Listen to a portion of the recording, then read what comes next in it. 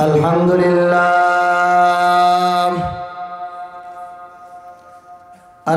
لله نحمده ونستعينه ونستغفره ونؤمن به ونتوكل عليه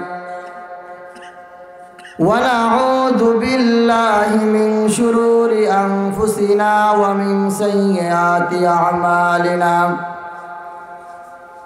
من يهده الله فلا مضل له ومن يضلله فلا هادي له ونشهد أن لا إله إلا الله وحده لا شريك له لا جد له ولا مثل له ولا نذير له ونشهد أن لا إله إلا الله وحده لا شريك له ونشهد أن سيدنا وسندنا وأولانا ومولانا محمد عبده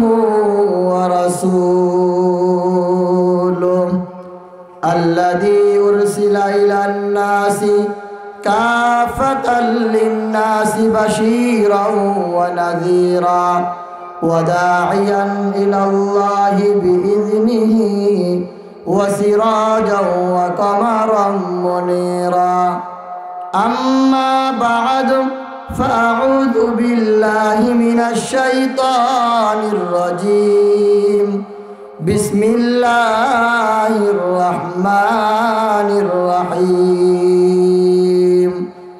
وقضى ربك ألا تعبدوا إلا إياه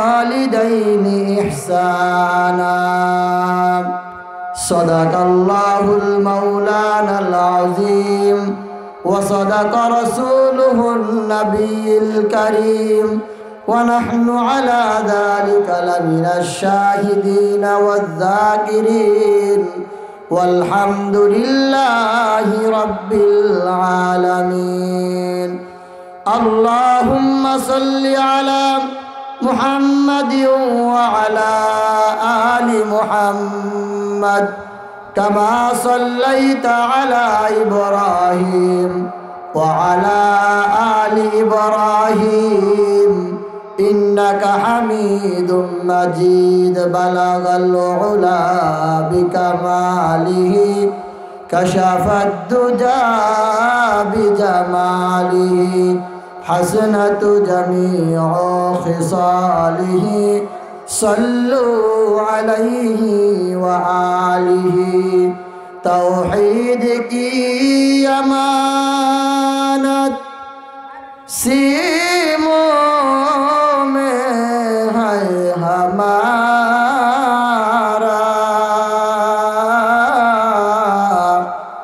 आसान ही मिटाना है सदा खसफर बताया बलगल उला बिकमालिही कशफ दुजा बिजमालिही हसनत जमीअ खिसालिही सल्लु अलैहि व आलिही ला इलाहा जोर ला इलाहा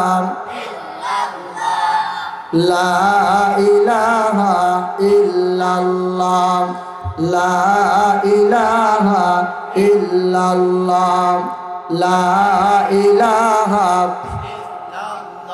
বহু দূরে মাদিনায় আমি কেমনে যাব জানি না বহু দূরে মাদিনায় আমি কেমনে যাব জানি না দয়া করম দয়াল আল্লাহ নসিব কর মদিনা জোর লা ইলাহা जोर ला इलाहा इल्लल्लाह ला इलाहा হাসবি রব্বি জাল্লাল্লাহ মা ফি কলবি গায়রুল্লাহ হাসবি রব্বি জাল্লাল্লাহ মা ফি কলবি গায়রুল্লাহ নূর মুহাম্মদ সাল্লাল্লাহু জরলা ইলাহা ইল্লাল্লাহ লা ইলাহা লা ইলাহা ইল্লাল্লাহু মুহাম্মাদুর রাসূলুল্লাহ সাল্লাল্লাহু আলাইহি ওয়াসাল্লাম সুবহানাকা লা ইলমা লানা ইল্লা মা 'আল্লামতানা ইন্নাকা আনতাল আলিমুল হাকীম রব্বি ইশরাহ লি সাদরি ওয়া ইয়াসসির লি আমরি ওয়াহলুল 'উকদাতাম মিন লিসানি ইয়াফকাহু কওলি। আলহামদুলিল্লাহ। সাতমারা দারুস সালাম জামে মসজিদ ও যুব সমাজের উদ্যোগে বিশাল ওয়াজ ও দোয়ার মাহফিলের উপস্থিত শ্রদ্ধেভাজন সম্মানিত সভাপতি সাহেব, দিগার হজরত উলামায়ে কেরাম, আমার মঞ্চের সামনে উপস্থিত পিতৃতুল্য মুরব্বিয়ানে আজম, নওজওয়ান যুবক ভাইরা, পর্দার অন্তরালে সরলা অবলা সম্মানিতা মা ও বোনেরা, সকলের প্রতি রইল আমার সালাম। আসসালামু আলাইকুম ওয়া রাহমাতুল্লাহি ওয়া বারাকাতুহু। মহান আল্লাহ তাআলার দরবারে লক্ষ কোটি শুকর ও সুজুদ আদায় করছি যে মহান আল্লাহ তাআলা আপনাকে আমাকে বর্তমান দেশের পরিস্থিতিতে নির্ভর করে মুসলমানদের উপরে কতিপয় নাস্তিক মুরতাদ বেঈমানেরা যেইভাবে স্টিম রোলার চালাচ্ছে, ঠিক সেই লগ্নে সাতমারা দারুস সালাম জামে মসজিদের এবং এলাকাবাসী ও যুব সমাজ ভাইয়েরা এত সুন্দর একটি মাহফিল আমাদের মাঝে উপহার দিয়েছে। এতে আমরা খুশি না বেজার? খুশির আওয়াজ আরো জোরে হবে, আওয়াজ দিয়ে বলেন খুশি না বেজার? আমার মনে হয় অত্র এলাকায় এই মাহফিল হওয়াতে সকলেই খুশি হয় নাই। সকলে কি হয় নাই? খুশি হয় নাই। কেননা আমি তো এলাকার পুরান মানুষ, এলাকার মানুষ সম্পর্কে আমার মোটামুটি আইডিয়া আছে।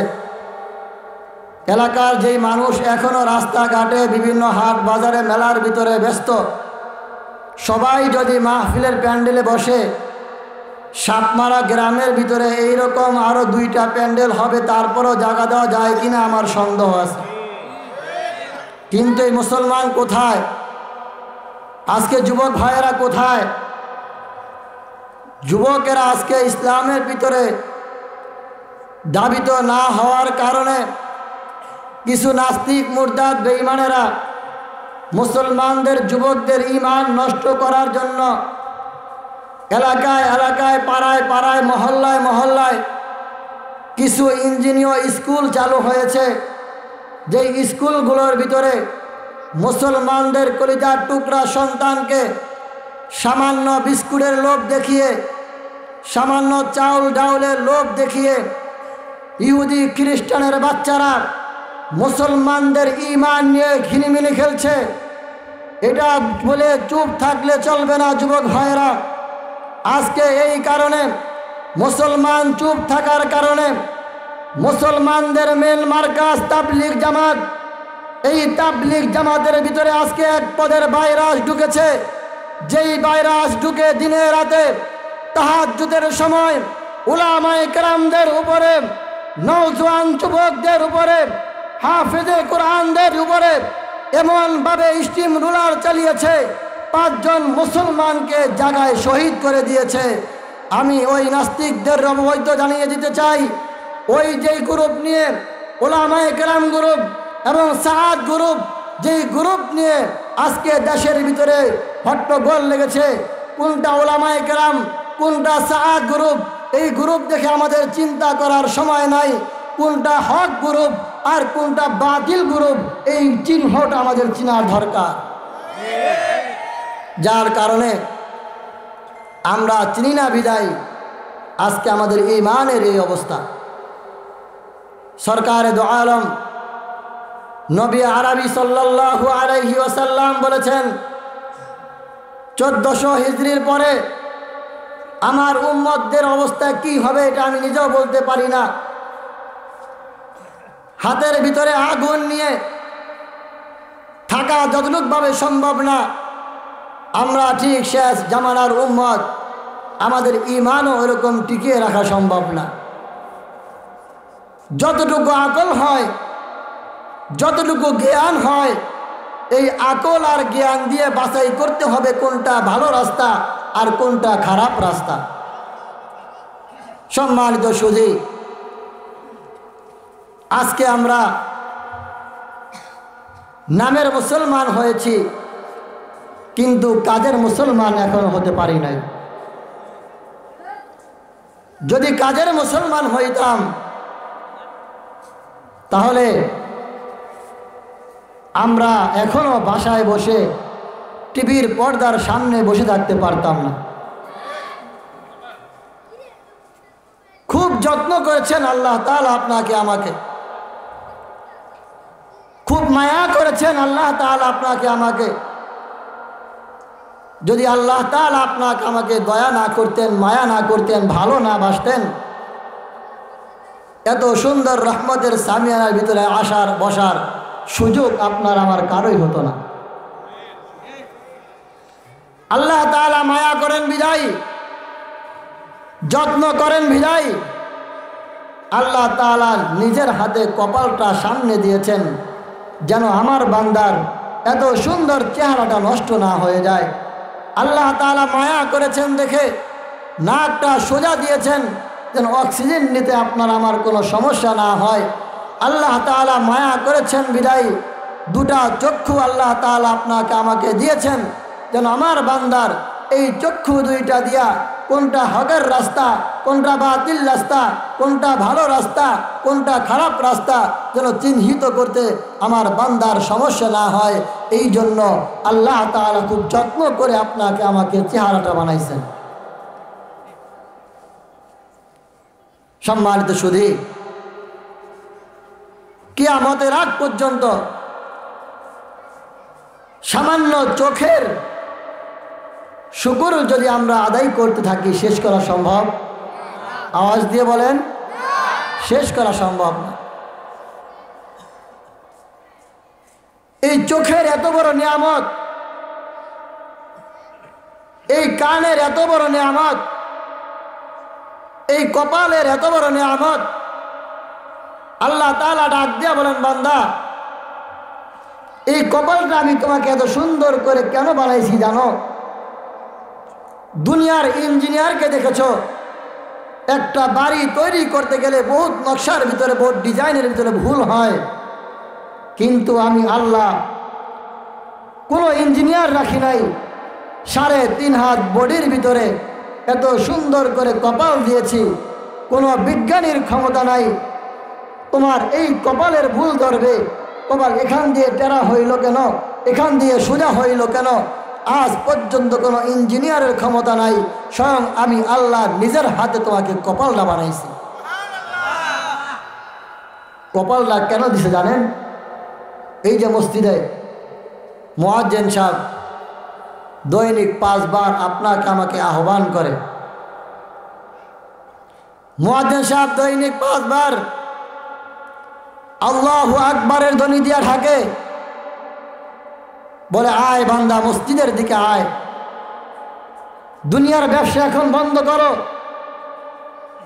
দুনিয়ার কাজ এখন বন্ধ করো, আমার রাস্তায় আসো, আমার ঘরে আসো, তোমার কি দরকার, কি সমস্যা, আমার কদমে 2টা সেজদা দাও, দুইটা হাত আমি আল্লাহর কাছে বাড়ায় দাও, তোমার মনে দুঃখ কষ্ট আমি আল্লাহর কাছে শেয়ার করো, অটোমেটিক দেখবা তোমার চাইতে দেরি হবে, আমি আল্লাহ মুহূর্তের ভিতরে তোমাকে দিতে 1 সেকেন্ডও দেরি করব না। চেয়েছি কখনো আল্লাহর কাছে? কখনো চাইনি।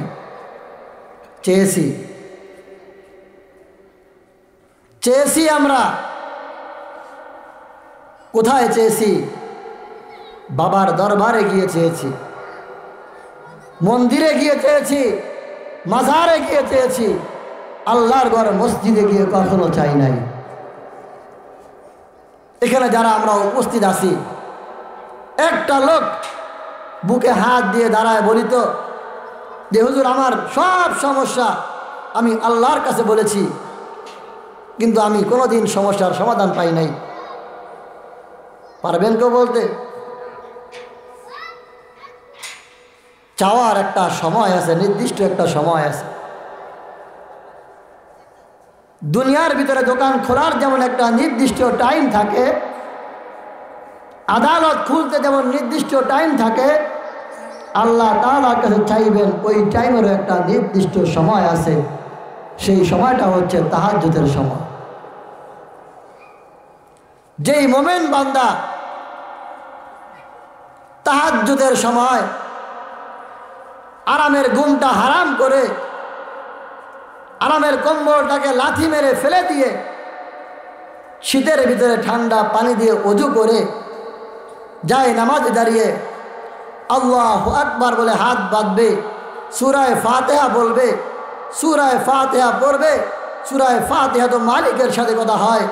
সূরায়ে নাস পড়বে, কোরআনে কারীম থেকে তেলাওয়াত করবে। কোরআনে কারীমের প্রত্যেকটা তেলাওয়াত, প্রত্যেকটা অক্ষর দুনিয়ার কোনো রাজার সাথে কথা হয় না, দুনিয়ার কোনো মন্ত্রীর সাথে কথা হয় না। কোরআন তেলাওয়াত করো।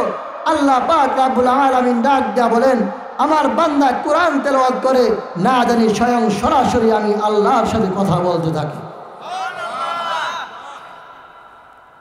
আমরা দুনিয়ার ভিতরে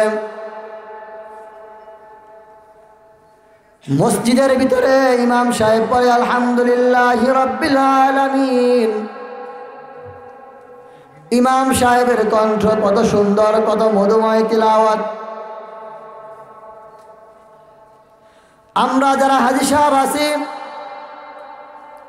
যারা থানায়ে কাবা বাইতুল্লাহ জিয়ারত করেছি, বাইতুল্লাহর ইমাম শায়েখ আব্দুর রহমান আস-সুদাইসি সাহেব যখন তেলাওয়াত করেন, যখন আলহামদুলিল্লাহ বলে ডাক দেয়, আলহামদুলিল্লাহ বলে ডাক দেওয়ার সাথে সাথে সরাসরি যেন মনে হয় আমার আল্লাহ তাআলা সরাসরি কোরআনের আয়াত নাজিল করতেছে। আল্লাহ তাআলার সাথে আব্দুর রহমান আস-সুদাইসি সাহেব যখন সূরা ফাতিহা তেলাওয়াত করা শুরু করেন, হাজী সাহেবদের কলিজা ছিঁড়ে যায়। হায় রে, দুনিয়ার ভিতরে কত ইমামের তেলাওয়াত শুনেছি, কত খতিবের তেলাওয়াত শুনেছি, কিন্তু থানায়ে কাবার ইমাম শায়েখ আব্দুর রহমান আস-সুদাইসি সাহেব যখন তেলাওয়াত করে, তখন আমাদের যেন মনে হয় আল্লাহ তাআলা সরাসরি কোরআনের আয়াতগুলো নাজিল করতেছে। আব্দুর রহমান আস-সুদাইসি সাহেব দামাত বারকাতুহুম, তিনার কণ্ঠে তো আল্লাহ তাআলা সামান্য একটু সুর দিয়েছেন। এই সুর শুনেই আমরা পাগল হয়ে যাই, কত সুন্দর তিলাওয়াত তার। সম্মানিত সুধী, যখন হাসরের মাঠ কায়েম হবে, আদালত যখন কায়েম হয়ে যাবে, তখনও একজন তেলাওয়াত করবেন, হযরত দাউদ আলাইহিস সালাতু ওয়াস সালাম। হযরত দাউদ পয়গম্বর আলাইহিস সালাতু ওয়াস সালাম, তিনি কোরআন দেখেন নাই, তিনি কিন্তু কোরআনের হাফেজও না। যখন হাসরের মাঠে আল্লাহ তাআলা দাউদ আলাইহিস সালাতু ওয়াস সালামকে ডাক দিবেন, তখন অটোমেটিক দাউদ আলাইহিস সালাম 30 পারা কোরআনের হাফেজ হয়ে যাবে। আল্লাহ তাআলা আদালত কায়েম হবে, তখন দাউদ পয়গম্বরকে ডাক দিয়ে বলেন, ও আমার দাউদ, শুরু করো না একটু তোমার কণ্ঠের তেলাওয়াত। দাউদ আলাইহিস সালাতু ওয়াস সালাম তেলাওয়াত শুরু করবেন। তার তেলাওয়াত শুনে হাসরবাসী মুরগি জবাই করলে যেমন ছটফট করতে থাকে, ওই মানুষগুলাও গলা কাটা মুরগির মতো তেলাওয়াত শুনে ছটফট করতে থাকবে। আল্লাহ তাআলা ডাক দিয়ে বলবেন, বান্দারা এখানেই কি শেষ? না, এখানে আমি আল্লাহ তাআলা সমাপ্ত করি নাই, এখনো আসল পর্বই শুরু হয় নাই। আসল পর্ব কোনটা? আল্লাহ পাক রব্বুল আলামিন আমরা এখন যেভাবে স্টেজে উপস্থিত আছি, হাসরের মাঠেও একটা স্টেজ থাকবে। সেই স্টেজটা হবে থানায় কাবার ছাদ। কোথায়? বর্তমান যেখানে থানায় কাবা উপস্থিত, কাবা ঘরের ছাদ হবে হাসরের মাঠের স্টেজ। এইখানে দুইটা চেয়ার থাকবে, একটা প্রধান অতিথির চেয়ার আর একটা বিশেষ অতিথির চেয়ার, অর্থাৎ সভাপতি সাহেবের চেয়ার। সভাপতি সাহেব কে হবেন? সভাপতি সাহেব তখনকার নির্ধারণ করবেন আমার নবী, আপনার নবী, সরকারে দো আলম, দো জাহানের বাদশাহ জনাবে মুহাম্মদুর রাসূলুল্লাহ সাল্লাল্লাহু আলাইহি ওয়াসাল্লামকে হাসরের মাঠের বিচারের সভাপতি বানিয়ে স্টেজে উপস্থিত করা হবে।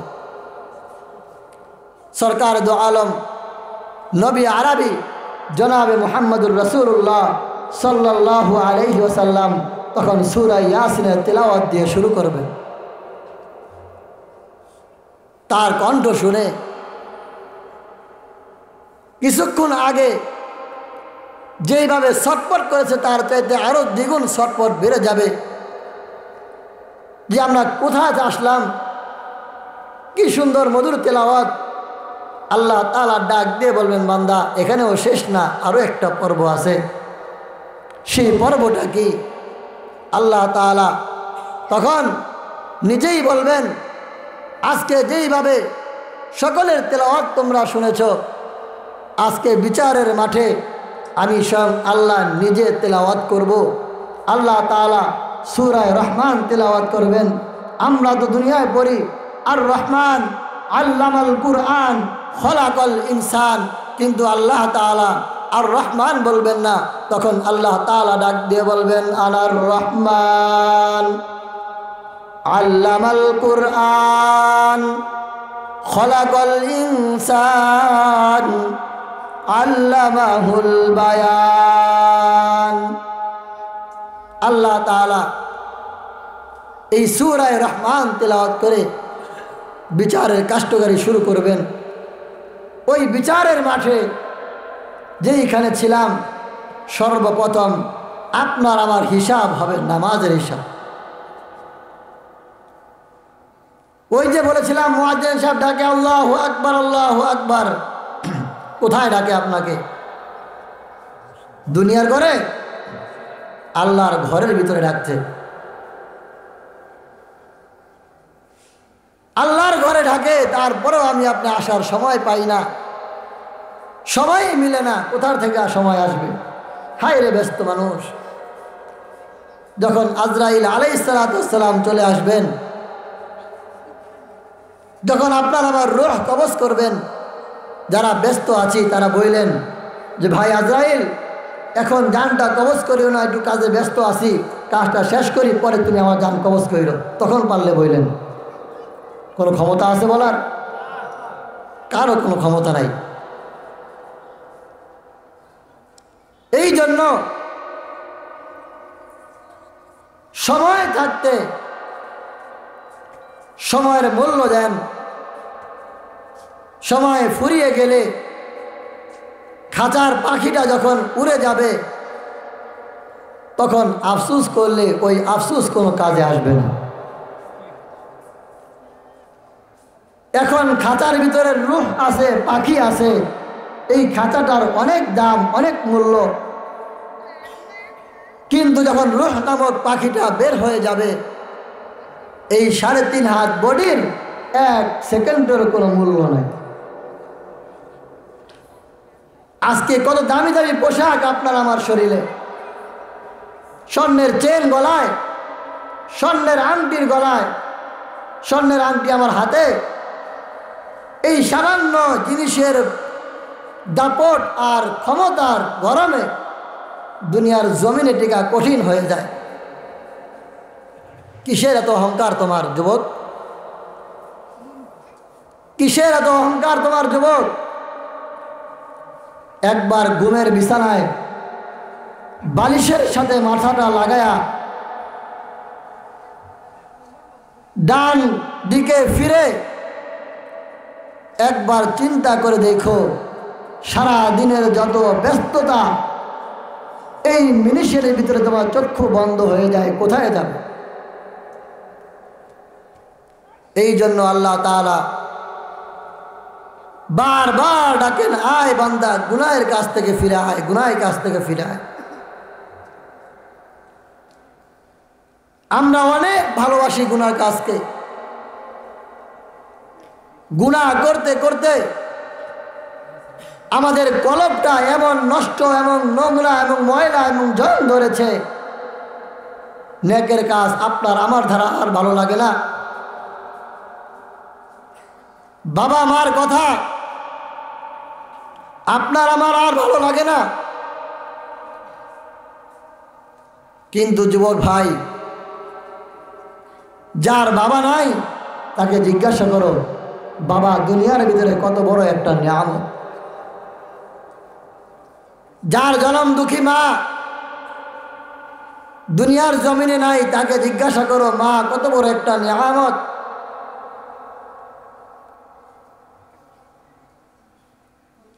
পিতা এবং মাতা, এটা যে কত বড় নিয়ামত, যার আছে সে বুঝবে না, আর যার নাই তাকে জিজ্ঞাসা করবেন। যখনই এই নাম দুইটা নাম স্মরণে চলে আসে, অটোমেটিক সেই এতিম সন্তানগুলোর চোখ দিয়ে পানি ঝরতে থাকে। কেননা এই তো শীতের মৌসুম, কত যত্ন করে, কত কষ্ট করে, কত মায়া করে লালন পালন করেছিলেন আপনার আমার মা, আপনার আমার বাবা। আমি যখন এলাকায় ঢুকেছি তখন শুনলাম ডাক্তার সাহেবের বাসায় মুরব্বি ছিল, এখন নাই। কোথায় গেছে তারা? আমার খুব কাছের মানুষ ছিলেন হাসান ভাইয়ের আব্বা, এটাও শুনলাম, এটাও উনি অনেকে দুনিয়া থেকে বিদায় নিয়ে চলে গেছেন। অনেক মুরব্বীরা আমার সামনে ছিল, এখন আর নাই। কোথায় গেল তারা? তাদের সন্তানও তো আছে, আছে না? এই জন্য পিতা মাতা অনেক বড় দামি একটা নিয়ামতের জিনিস। এই জন্য পিতা মাতার কদর করা, পিতা মাতার ইজ্জত তাজিম ঠিক করে দেওয়া। এই শীতের মৌসুমে মা কখনো ঘুমায় নাই, বাবা তো আরামের ঘুম তার বিছানার ভিতরে, খুব ঘুমে মুগ্ধ, কিন্তু মার চোখের ঘুম নাই, মার চোখের ঘুম হারাম হয়ে গেছে।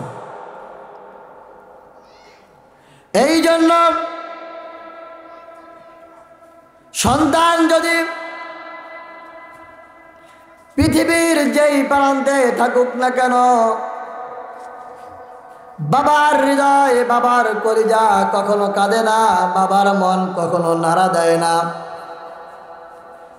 বলেন তো দেখি, সন্তান যখন বিপদে পড়ে সর্বপ্রথম টের পায় কে? আরো আসতে বলেন, আরো আসতে বলেন কে? সন্তানের বিপদ হয়ে গেছে, বাবার কোনো খবর নাই, মার কলিজার ভিতরে আঘাত পড়ে গেছে, আঘাত। মা সাথে সাথে সন্তানকে ফোন দিয়ে খোঁজ খবর নেয়, সন্তানকে ডাক দিয়ে বলে, বাবা তোমার কোনো বিপদ হয়েছে কিনা? সন্তান ডাক দিয়ে বলে, মা আমি তো বিপদের সম্মুখে পড়েছিলাম, কিন্তু এখন তো বিপদ নাই। মা চোখের পানি ছাড়িয়া মালিকের দরবারে হাত দুইটা বাড়ায় দিয়া বলে, আল্লাহ, আমার সন্তানের বিপদ দুনিয়ার কেউ টের পায় নাই। আমি মার কলিজা তো আর ঠান্ডা নাই, আমি মা তো আর স্থির থাকতে পারি না। ও আল্লাহ, আমার সন্তান যেখানেই থাকুক না কেন, আমার সন্তানের বিপদ আপদ সব কিছু তোমার কুদরতি হাতে সুপর্দ করে দিলাম, তুমি দূর করে দাও। এই জন্য পিতা মাতার জন্য সব সময় দোয়া করা, যেন আল্লাহ তাআলা আপনাকে আমাকে যেইভাবে লালন পালন করেছেন, যাদের পিতা মাতা নেই, আল্লাহ তাআলা যেন তাদের কুদরতের হাতে পিতা মাতাকে লালন পালন করেন। সকলেই বলি আমিন। প্রিয় উপস্থিতি, এই জন্য পিতা মাতার হকগুলো, পিতা মাতার খেদমতগুলো ঠিক মতো করবো তো আমরা ইনশাআল্লাহ। পিতা মাতার খেদমত বেশি থেকে বেশি করা চাই। উলামায়ে কেরামদেরকে মুহাব্বত করবেন, উলামায়ে কেরামদেরকে ভালোবাসবেন, উলামায়ে কেরামদেরকে ইজ্জত করবেন, তাজিম করবেন। কখনো উলামায়ে কেরামের বিরুদ্ধে গিয়ে দাঁড়াবেন না। উলামায়ে কেরাম যখন আপনাকে ডাক দিবে, তখন তাদের ডাকে সাড়া দিবেন, তাদের কাছে বসবেন, তাদের খেদমত করবেন, তাদের কি লাগে, কোথায় সমস্যা, খোঁজ খবর নিবেন। দেখবেন আল্লাহ তাআলা বরকত দান করবেন। আল্লাহ তাআলা কোরআনে কারীমের ভিতরে বলেন, দুনিয়ার সব কিছু বাদ দাও, দুনিয়ার সব ভয় ভীতি বাদ দাও, ভয় করতে হলে একমাত্র আমি আল্লাহকে ভয় করো। এই জন্য আল্লাহ তাআলা বলেন, ইয়া আইয়ুহাল্লাযীনা আমানু, হে ঈমানদারেরা, আমানুত্তাকুল্লাহ, আমি আল্লাহকে ভয় করো, হাক্কা তুকাতিহি ওয়ালা তামুতুন্না ইল্লা ওয়া আনতুম মুসলিমুন। ভয় করার মতো ভয় করো। অপরদিকে বলেন, খবরদার মুসলমান না হয়ে কিন্তু মৃত্যুবরণ করিও না। এখন আমরা মুসলমান ঠিকই, নামে মুসলমান হলে চলবে না, নামের সাথে কাজের সাথে মুসলমানদের ক্যাটাগরি ঠিক থাকতে হবে। এই জন্য দুনিয়ার বুকে সব ধরনের রং তামাশা, সব ধরনের খেলাধুলা বন্ধ করে দিয়ে মালিকের সাথে নেটওয়ার্ক লাগান, মালিকের সাথে যোগাযোগ চালু করেন। মালিকের সাথে যদি আপনার নেটওয়ার্ক ঠিক হয়ে যায়, মালিকের সাথে যদি আপনার যোগাযোগ ঠিক হয়ে যায়, দেখবেন অটোমেটিক দুনিয়ার ভিতরে আপনার কোনো অশান্তির সৈরাত আপনাকে টাচ করবে না। এই জন্য মালিকের কাছে সিজদায় লুটে পড়ে, মালিকের কাছে সিজদায় লুটে পড়ে প্রার্থনা করা আর বলা, আল্লাহ, আমার কত দিন গেছে, কত যুগ গেছে, কত দিন পার হয়ে গেছে, আমি তো কখনো তোমাকে বলি নাই। যে হায়াত পেয়েছি, এই হায়াতের জিন্দেগি তো আমি এক সেকেন্ডও তোমাকে বলি নাই। বিপদে পড়েছি, বিপদে পড়েছি তখন তো আমি আল্লাহ তোমাকে ডেকেছি, অশান্তিতে পড়েছি তখন আমি আল্লাহ তোমাকে ডেকেছি। এই জন্য বিপদে পড়লে কার সম্মুখীন হব? আওয়াজ দিয়ে বলেন কার? আল্লাহ তাআলার নিকট সব কিছু চাইতে পানা চাওয়া যে আল্লাহ আমার শারীরিক অবস্থা এমন, আমার দোকানে ব্যবসা বাণিজ্যের অবস্থা এমন, আমার হালত এমন চলছে, সব কিছুর নেটওয়ার্ক যদি মালিকের সাথে করতে পারি ব্যবসার ভিতরে শান্তি আসবে, ঘরের ভিতরে শান্তি আসবে, সংসারে শান্তি আসবে, দুনিয়া চলতে ফিরতে 3.5 হাত বডির ভিতরে আল্লাহ তাআলা শান্তির শৈলাপ আপনাকে দান করবেন। এই জন্য পর্দা আলে যে সকল মা বোনেরা আছেন আপনাদেরকে উদারতা আহ্বান করব, দুনিয়ার ভিতরে রং তামাশা বন্ধ করে দিয়ে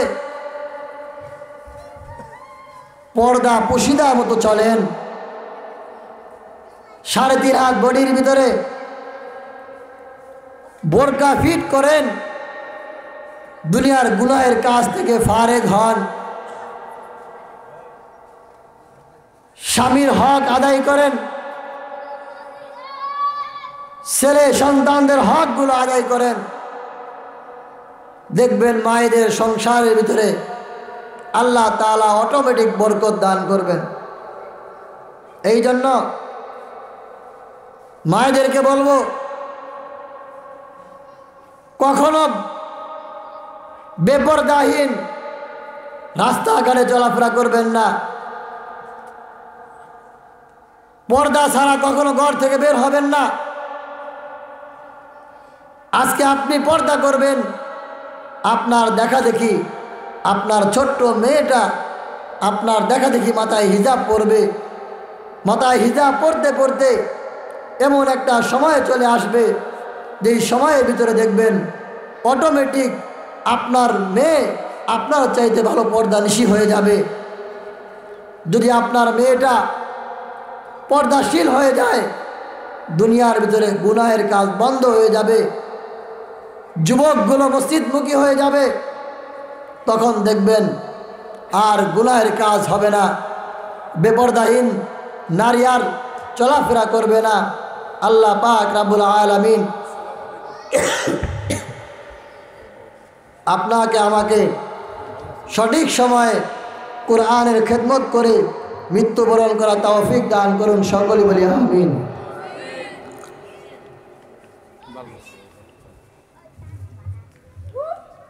কোরআনে আইন মেনে, কোরআনে জীবন মেনে যেন আমি আপনি বাকি জীবনগুলো বাস্তবায়ন করতে পারি। মৃত্যুর সময় যেন আল্লাহ তাআলা আপনার আমার জবানে কালিমা নসিব করেন, সকলে বলি আমিন।